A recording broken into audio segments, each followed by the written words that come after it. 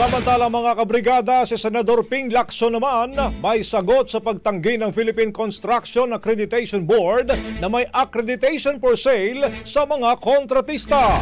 Brigada Ann Cortez, ibrigada mo! Brigada Live Report! Iginiit na Senator Ping Lacson na imbis na itangging tuluyan ng Philippine Construction Accreditation Board ang issue hingga sa accreditation for sale ay mas mainam daw kung gumanap ang ito ng aktibong papel para tugunan ang problemang ito.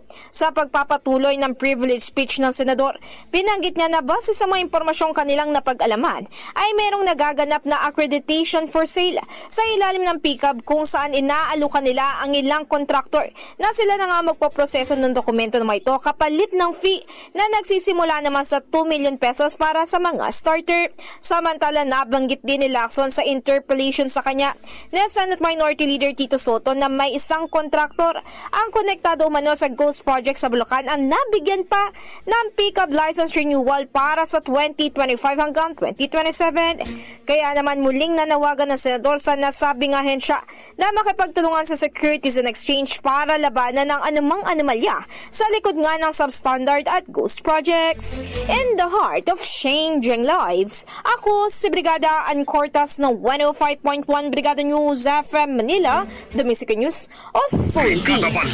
Ang bahaging ito ay hatid sa atin ng Maxan Mangosteen Santon Coffee. Max Healthy, Max Sarap.